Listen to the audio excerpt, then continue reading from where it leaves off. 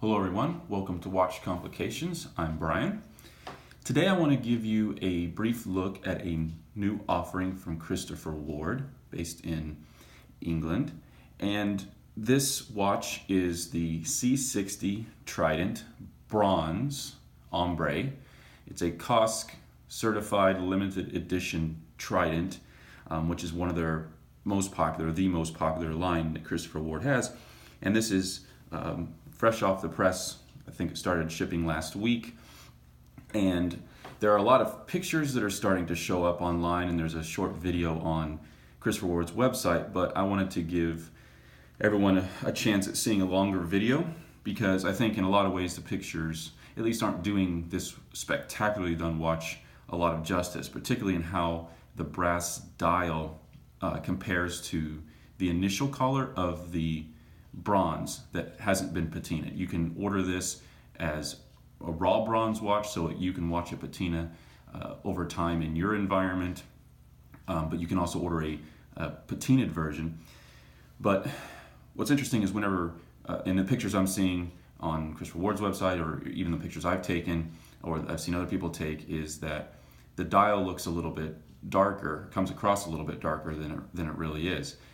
So hopefully this video will translate some of the features and the textures in the dial in another way. So it's another view. And this is only going to be a brief video because this is just a first sort of review of the initial product.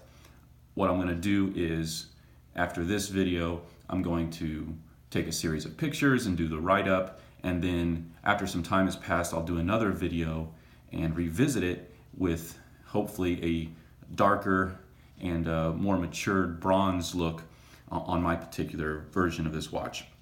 So a couple things. One, since it's a limited edition, this is of course the Christopher Ward box, and they have a couple of different versions of the box, and this one is a limited edition, which usually comes in the nicer sort of wooden version of the box, and in there you'll find all the documentation, like the user manual, which will have the purchase information, serial number. You can see this is serial number 10, and the COSC certificate for this particular movement. So that's what you can expect the watch to arrive in, or should arrive in. So let's take a little bit closer look at this watch. So first of all, there's some strap choices. I went with this new leather strap that they've added, and this is a distressed leather, so it's sort of a tan camel collar with the black, so you get both of those collars coming through, which really matches the textured dial. The dial is distressed, and they've done some hand artisan markings on the dial, so each is a little bit unique. That's one of the features of this limited edition watch. But a couple initial things to note about the watch from, I'd say, if we're talking about the pros and the cons. So the leather, distressed leather, is a little bit of a, how's it gonna wear over time sort of situation. It's not smooth, so if you have a question about, is it a smooth surface or is it a rough, it is a rough surface. It might get smoother over time as oils and things sort of rub into it. But one thing I noticed when I put the watch on yesterday is if you have longer sleeves, the surface is, distressed, so it scratches a little bit, and so the material in my long sleeve shirt was rubbing against the shirt in a kind of funny way. That's just one thing to keep a note of if you're wearing long sleeve quite a bit. Also, you can tell from the distressing that it's raising the top layer of the leather up a little bit, and it'll be interesting to see how that cracks or gets more distressed looking over time. You can see I've only put this on, I've had it on for the past couple days, but you can see from where the buckle, the clasp grabs on, you can see the lines starting to sort of form and it get a little bit distressed there, and that's to be expected on any leather that's new and it's now getting some wear. But it'll be interesting to see how this distressed leather does over time and wears. So the other thing I'll just mention off the bat is if you see promotional pictures and things online, you might notice that the depth rating on this is in white. On the production watches, the prototype and a lot of the initial photos had this in red. I personally preferred the red, but you know what? It looks great with the white also. So just clarifying that if you see different pictures, you might see it with white or red as the depth rating, but the actual production watches, it is white. Okay, so those are just a couple of the initial concerns that I had about the watch, but the rest is all quite good. So the first thing is my first bronze watch. I'm not into bronze that much. This is something I've wanted to try, and I was waiting for the right design, combination, colors that would make it worth, I think, a try for me. And this look hit all of the boxes, hit all the marks for me.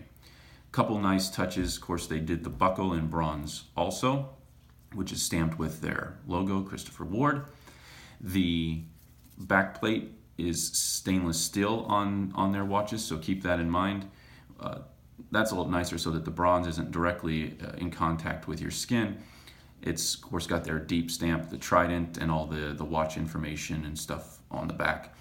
But I wasn't sure when I was seeing other bronze watches that even Christopher Ward is offering and having the stainless steel against the bronze, but it actually is visually okay now that I'm seeing it in the flesh. So you can, of course, get it in the two versions. You can get it in raw bronze or pre-patinaed bronze. I went with the raw, so it will oxidize and it will mature and deepen in color based on my environment and my interactions with the watch, which is a nice interactive feature really about owning a bronze watch.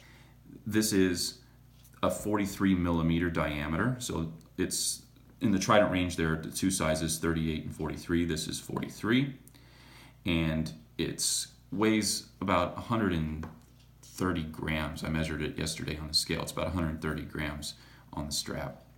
So it's, not crazy heavy. It's a nice watch, and it feels good on the wrist, and wears what you would expect for a dive watch. Of course, it's got a unidirectional bezel. What I really liked about this was the ceramic sandblasted bezel insert. Now, so it has sort of a black matte finish on it. It's sandblasted, but I think it matches really well against the bronze and, of course, the black varnish on the dial. So it's got white markings around it. Of course, it's in the Trident range. They have a very strong, bright green tinted lume, and so you're going to be able to see this really well in the dark and in the water. It's got a flat sapphire crystal, obviously, and the twin flag motif is stamped into the crown. Now, this is meant to look as an overall sort of, I think, rough and rugged, distressed looking watch. So the strap has that theme, the sandblasted ceramic bezel, all meant to work with these custom dials. Now, this is a limited edition of 300, and hopefully what's coming across in the video that doesn't come across great in almost all the photos I've seen, either on Christopher Ward's website or even on sort of out in the wild photos that are showing up on forums or Facebook or wherever, is the dial's brass with a black varnish that's been purposely distressed so that each dial has sort of a unique look in and of itself. So this is serial number 10, which is not going to look exactly like serial number 50 or 100. So each will have sort of a unique look all its own, but it's a brass dial against a black varnish that's been distressed. And because the case is bronze, which if you have the raw version is a lot brighter than you would maybe normally expect if you've not seen a bronze watch before. Now, you could go into a jeweler or a watch shop and take a look at a bronze if they have them in stock, but if you have a raw bronze, it's almost a rose gold color. It really matches well with the color of the dial. Now, the dial is going to look darker in almost all the pictures you look at as a darker metal, but it's actually bright, and I hope it's coming across in the video. It almost matches, almost an exact tone, the color of the bronze. So that'll be interesting to see how that looks in contrast once the bronze has matured a little bit and got a patina on it. And I think it's just an all-around good color combination. matches. I mean, everything's sort of really been thought through well on this watch. You've got the white stitching and the distressed strap. You've got the brass dial with the distressed markings against the black varnish. You've got the white indices and the sandblasted ceramic insert, all working together to kind of give you what is really a custom and unique, one-of-a-kind watch. I think this is going to be a really amazing and fun watch to have. I absolutely love this. I'm going to be wearing this a lot just so I can, help the maturity along, get some patina on there. And of course it has a date window, which I also really like, and of course the Trident second hand, which is a really nice custom unique look for Christopher Ward. It's their most popular line, and this is an absolutely great addition to it. Okay, so I just wanted to give you a quick visual of the watch on the wrist. This is such a cool and unique looking dial. I mean, people are gonna notice it, and it's gonna start conversations, I'm sure. This whole distressed look on the strap. Love the bronze buckle, just a great counterpart to the case. Like the Tridents that are 43 millimeters, they wrap nicely around just a regular size wrist, nice curved lugs, and it just wraps and fits nicely around. Doesn't stand too tall for a diver, and just a nice custom looking textured dial, and it just looks and feels great on the wrist. Feels lighter than the about 130 grams that it weighs, which is a heavy watch, but it really, when the strap is nice and tight, doesn't feel like a particularly heavy watch. But that's what it looks like on the wrist. Okay, so I charged the Lume on my Ombre for just less than 30 seconds on my phone with a flashlight, and you can see it's the nice bright green Lume on the Tridents and stands out in low light and water. And I'm actually in some low light right now, so there's even some residual light, as you can tell in the background, and the Lume still stands out beautifully. And the greenish tint looks good on any of the Tridents, but it also looks really good on this bronze Ombre. But I wanted to give you a nice visual of the Lume as well.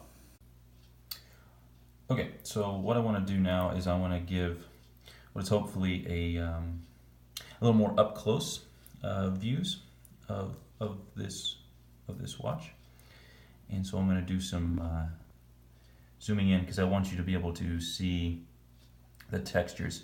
And if it catches some funny reflections, I'm sorry, that's just light. So I want to give you just some up close views. You can see the brushed bronze on the side. It's quite nice up front. It's not picking up fingerprints too easily, so that's nice. The ceramic bezel insert. See the markings up closer. You see the depth rating and chronometer rating on the dial. Hopefully this will also give you some idea of the textures on the dial. One of the things that's I'm sure unique about mine that's not like the others is there's a pretty defined mark on the dial across the top. You can kind of, let me just see, you can kind of see it kind of goes across here, and as I move it around you'll probably see it got a couple really defined distress marks. I guess I'll call them that. I want to call them scratches because it's quite intentional by the artisan that's manufacturing the watch. The indices really do look great. Of course, there's the lumed, there's the green markings on the inside, which is pretty common on the Trident series. You see there? The hands are a nice bright color. Be interesting to see how those look against the patina bronze later on once the watch has matured a little bit. Of course, the white on black date, it looks nice, matches again the design. The matte bezel picks up fingerprints easier than the bronze does, so I find myself cleaning that off with my finger once in a while. There's the stamped crown, and I really do like the case back on the Tridents. It's really well done. This is just a great watch. I'm loving this.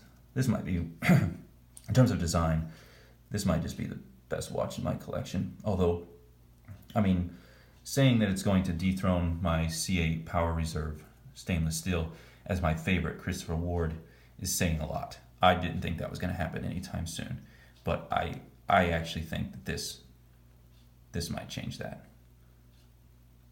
This is just a great watch.